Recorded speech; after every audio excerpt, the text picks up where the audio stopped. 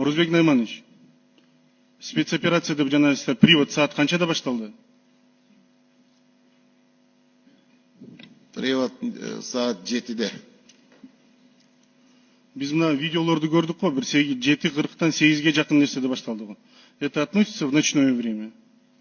Ночного относится с 10 до 6 часов утра. Привод не производится в соответствии с УПК в ночное время. Сиздер билген жоксуздар, түндө да мына салгылашуулар болбоду. Ошол мыйзамга туура келеби?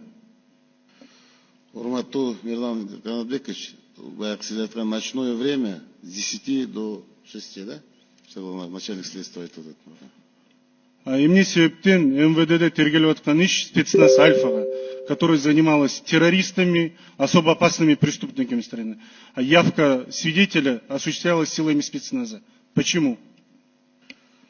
Это было решение, значит, следователя, во-первых. Во-вторых, я бы хотел сказать, Мирлан Канатбекович, Альфа, она в этом случае намного обучена и, может, на профессиональном уровне более сделана. Поэтому вот в этом качестве, я думаю, это было сделано. Значит, МВД несостоятельно проводить собственные такие приводы? Нет, я это не говорил. Я говорю то, что про свою Альфу. Вы считаете, что вы должны уйти в отставку после этой операции? Да, я считаю. Вы написали уже рапорт? Я утром на значит, было заседание Совбеза, и я уважаемому Сооронбаю Шариповичу сказал, что я хочу подать в отставку, так как я в действительности, это и моя вина есть, я признаю. Можно было, может, задействовать все 3500 своих бойцов, и тогда, может, такого не было бы. Вы хотели вырезать все село, что ли? Я вырезать не хотел. Я говорю еще раз, Мирлан Канатович, вы задавайте нормальный вопрос. Я нормально задаю, вы тоже под эмоции не идите. Без оружия были бы они. Обеспечили бы безопасность работы спецназа. И тогда бы нормально было. Я вот это и говорю.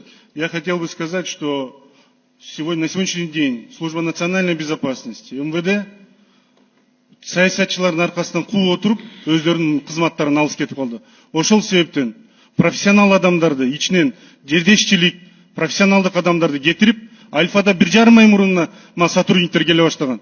20-15 жыл иштеген балдар кетире баштады бизди. Сырттан милициядан алып келип атат. Альфада иштеген балдарды кетирип атат деп туруп, Рязанскийден бүткөн балдар кайрылып баштаган болчу.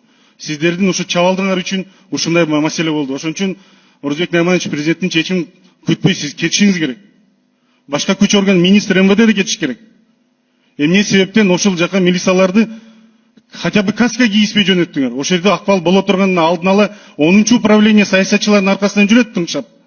7-чи тиги ГКМБ саясатчылардын аркасынан жүрөт. Бирок ошол уктууларды, тындырууларды силер бир жеке кызыкчылыктарга койлонгон деп болуп каласыңар. Бул жерде маалыматты билбей, балдарды, элди бири-бири менен кагыштырууга алып бардыңар. Бири-бирин кагыштырууга алып бардыңар. Күч органдарын жетекчилери. Рахмат. Кейинки сөз депутат Бекешев Астан Далабаевда.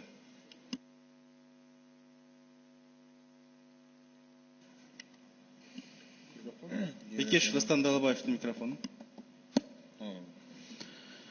Оправдание за убийство сотрудников органов национальной безопасности не должно быть. Наказание за это, естественно, должно быть жестким. Но за такую глупую и несвоевременную специальную операцию, я не знаю, обученных, как вы сказали, назначения Альфа, спецподразделения Альфа, я считаю, что вы должны понести ответственность, Орузбек Найманович. И даже здесь Генеральная прокуратура должна провести расследование. Почему следователь решил, что именно Альфа должно заниматься этим делом? Я думаю, что есть советчики, которые президенту посоветовали, что мы за 5 минут проведем, сейчас в легкую это решим. И эти люди тоже должны быть наказаны. Я думаю, это там решение принималось. Правительство в такое время тоже куда-то исчезает. Мухаммед Калдышкевич, сіз қаяқта болдыңыз ушул уақыт? Никакого заявления, с людьми некому было поговорить вчера. Мен жұмышымда эле болдум. Жұмышымда эле өзүм чогулуш өтүп. Же маалыматты берген киши жок. Анан эми ал жерде маалыматты жанагындай окуя болуп атса, баарын тактап туруп бербесек, элде дагы туура эмес жака ар кандай сөздөр болот деген менен биз баарын тактап туруп берели дегенбиз. Потом, Орузбек Найманович, я очень рад, что вы не приняли решение вчера применять огнестрельное оружие. Почему? Было бы хуже. Мы бы сегодня не собрались. И поэтому, раз вы подали в отставку, я считаю, что и другие, кто будет возглавлять с сегодняшнего дня ГКМБ, если вас отправят в отставку, или ваш заместитель, или вы сами, вы не должны применять оружие против народа. Одна кровь, это уже плохо. А если еще прольется, поверьте, там родственников выйдут, друзья друзей, и это ничем хорошим не закончится. Давайте призывать лучше всех к миру и спокойствию. Спасибо.